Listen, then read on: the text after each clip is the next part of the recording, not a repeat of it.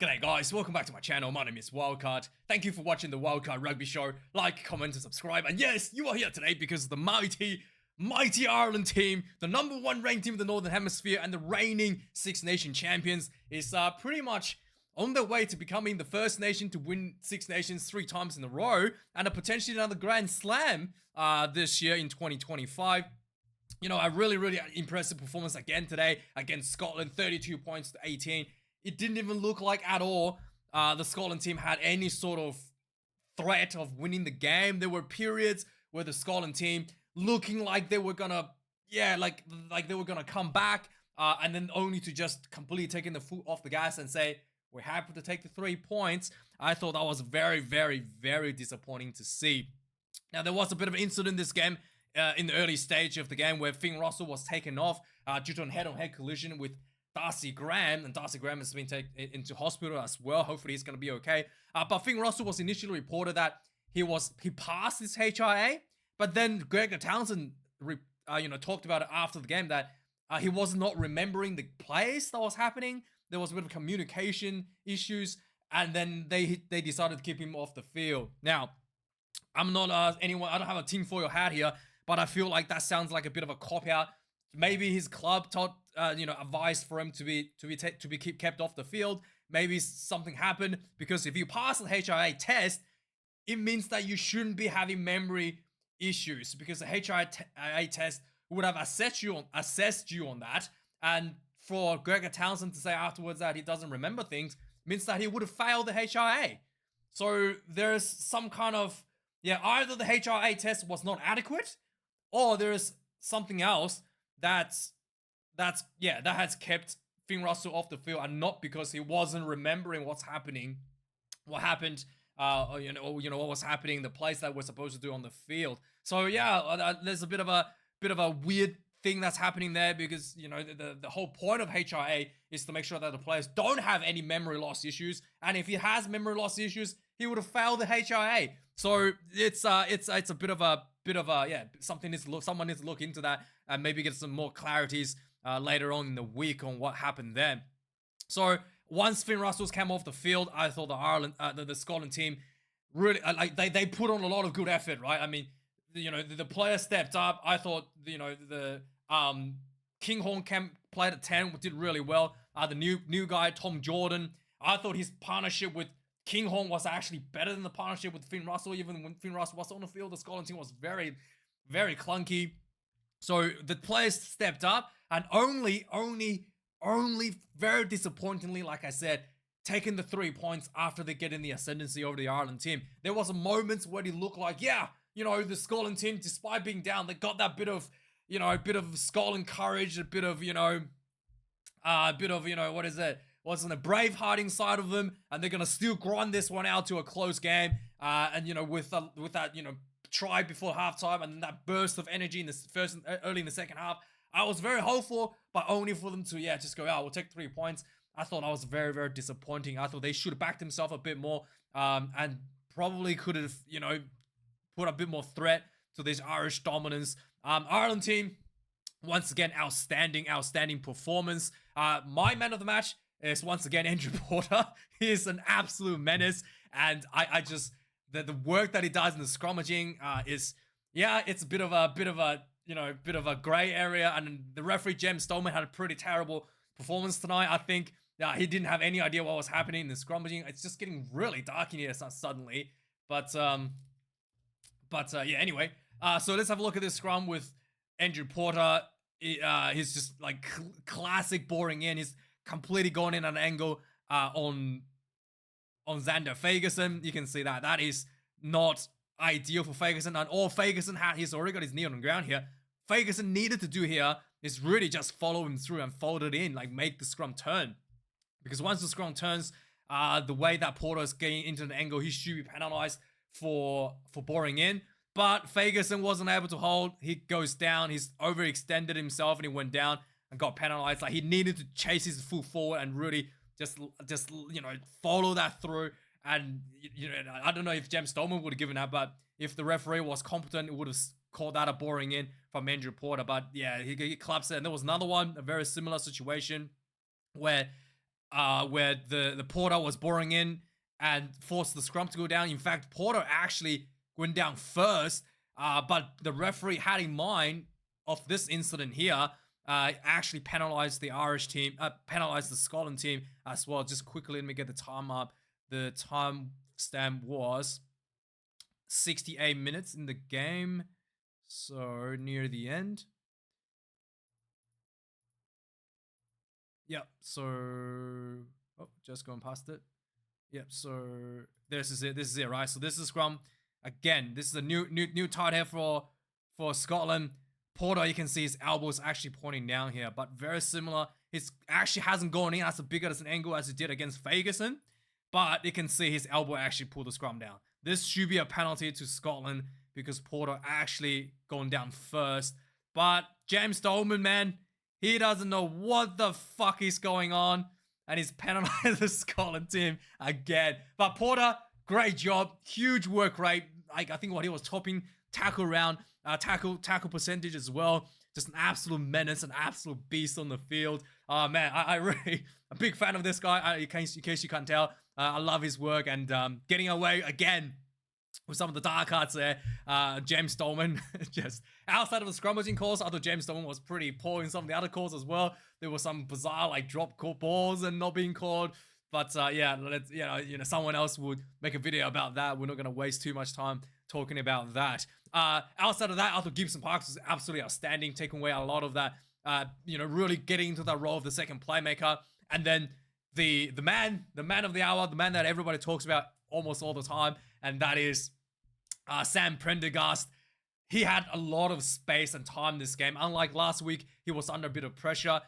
He was given a lot of space and time. The Scotland team wasn't, defending him, and he basically was able to take him. He was under no pressure to make a lot of those plays, so he was able to pick out his runners and do those cross kicks, look quite good whilst not really under pressure.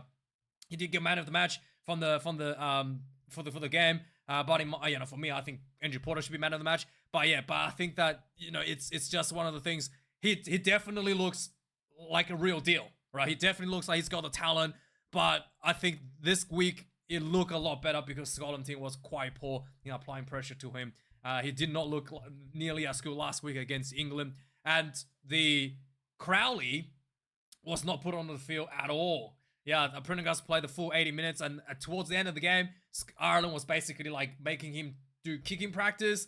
When the penalties were given, they had the bonus point. They didn't need to score any more tries. They just told him to take a couple kicks for practice, essentially, to tick up the scoreboard at the same time as well. So yeah, really, really impressive. And Irish forwards as well, just doing tremendous work. Both starting and off the bench. Ty Byrne and Conan coming off the bench as well. Just huge impact on the game. And with that being said, it's interesting because the Ireland game against France will be at Aviva Stadium, Lansdowne Road, and it's gonna be away for the French team. The French was exposed a little bit yesterday, not able to perform under pressure in the away crowd. So yeah, we'll have to see. This could just be an easy walkover for the Irish team for the Grand Slam and for the record-breaking 3 wins in a row in the Six Nations Championship. And I do have a little thing I want to talk about with the French team. Anton Dupont hasn't played an international test match at the 15s game since 2023, away game overseas since 2023 Six Nations. So that was 2 years ago, right? And if the French continues to not let him play in July test series because of club commitments, he's only going to be getting about 7, maybe 8 away games going into the Rugby World Cup. 8, maximum of 8 away games going into the Rugby World Cup. That is extremely low amount of games outside of France in the international test levels going to Rugby World Cup, and he would not have been played any Southern Hemisphere teams outside of France. So yeah, they need to have a rethink about that. Otherwise, this could be the French Federation's dream of winning the Rugby World Cup at 2027. It's not gonna look that good, to be really frank with you. This could be a very, very big issue coming out for the France, for the French. And that's going to be pretty much all answered in this game against Ireland. If they get blown out by the Irish team, then they have to do something about their schedules and allowing some of the key players to play games away to make out for that lack of experience playing outside of France for some of their key players. So yeah, let me know your thoughts on that. Just want to touch upon that. So yeah, let's have a look at the game stats of this game. Surprisingly, Scotland actually has more run meters, 2 tries to the Ireland's 4, 337 run meters to the Scotland team, 261 to Ireland, 25 defenders bidden for Scotland and 14 for Ireland. And Scotland still lost.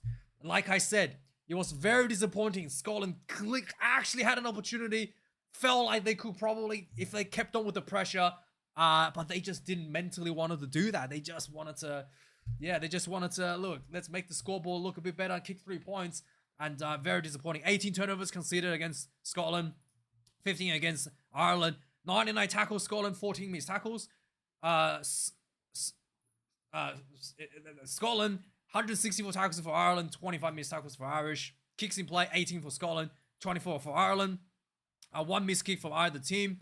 And kicking from hand, the Irish team was dominating this part of the game. 748 kick meters. The kicking distance from Sam Prendergast was actually quite impressive. He was able to comfortably punt the ball from inside his zone 22 into the opposition 22, almost a 50-22 attempt from within zone 22. There was a couple of those, and Scotland team, they're kicking once Finn Russell came off was pretty much solely relying on Kinghorn, and if Kinghorn wasn't in position, the return kicks were pretty poor. 349 meters from the Scotland side. Line out 1 loss for Scotland, 4 lost for Ireland. That is really bad. There was a bit of an interesting call. Nowadays, there's a law that if you don't contest the ball doesn't have to be straight. But somehow there's another law that if you throw the ball over the 15-meter line, it has to be straight, even if no one contested for it. So yeah, only complicating the laws even further. So there was a ball where Sheehan threw the ball pretty much straight to the 10, and he was like, nah, you can't do that. 1 scrum loss for both sides, but I do think that Andrew Porter did an outstanding job again tonight. Scotland actually has more possession overall, and especially in the second half, and they just didn't want to continue the pressure. 9 penalties again, better penalties, lower penalties considered as well. 9, only 1 yellow card to Duhan van der Merwe.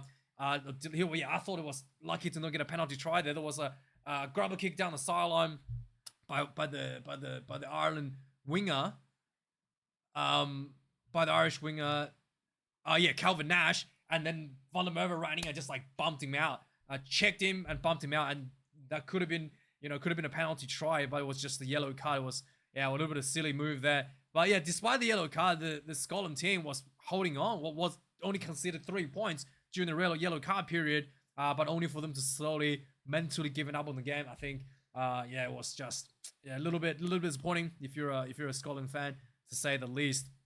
So let's have a look at some of the points summary for the game. 7 minutes into the game, there was lots of pressure from the Irish. There was lots of repeated penalties. They went for the line out. They went for the more penalties were given out. Just pressure. Eventually, there was a long ball from Prendergast to Calvin Nash. He was wide open. All the players were drawn into the center field. Try time for Ireland, 7-0. Yeah, 13 minutes into the game, this was where this thing happened. Calvin Nash grubber kicked the ball down the field. There was a full race between him, Van der Merwe, and then there was what's his name? There was another player from the Scotland team was chasing as well, and Van der Merwe just running and just pretty much bumped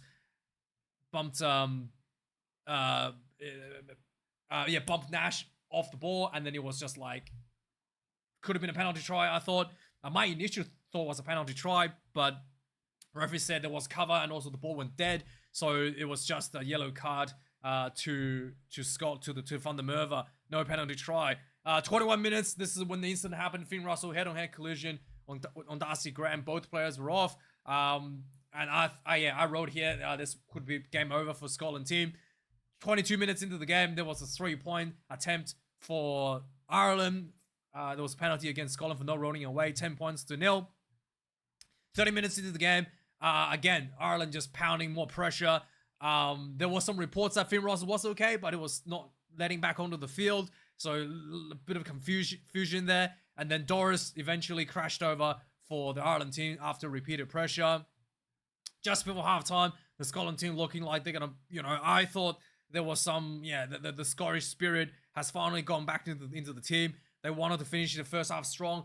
There was a turnover penalty close inside the Ireland half. And then there was just a quick penalty, tap and go for the Scotland team. And then just pound eventually.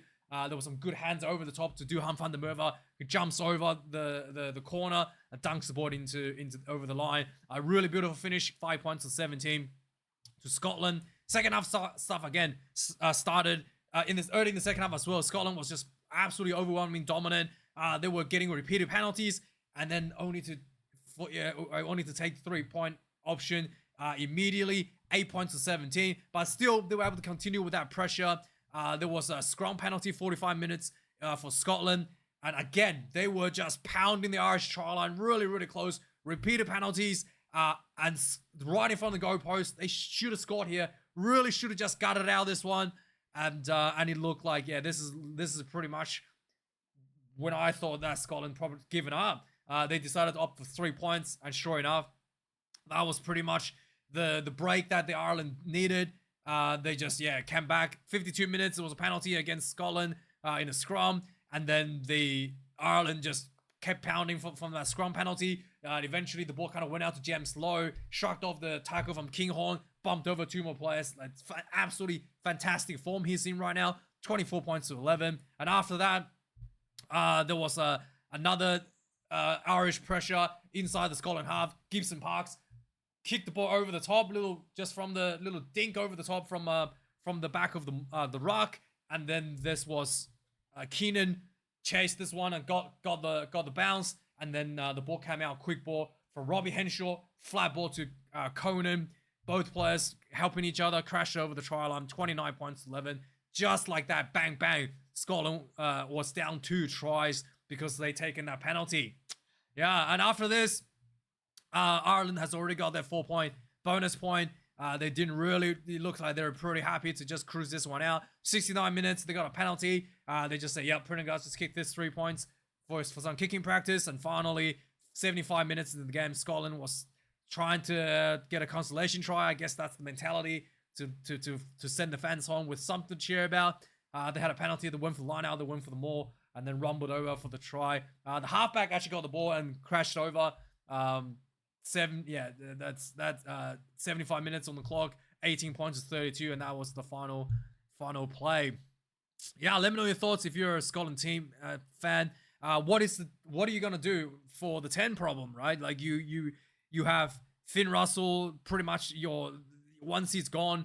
What are you gonna do? You can't have Scotland just completely go back to being atrocious once Finn Russell retires at some point. You have to start bringing out the next level, and this, I thought Finn Russell getting taken off, this was a perfect opportunity for the team to step up, to take that next step, but the team just, didn't quite have the mental fortitude, didn't quite have the guts to push through that pain barrier to finish off the game strong. So let me know your thoughts, guys. Thanks for watching. Like, comment, subscribe, and I'll see you guys next week for the news. Cheers.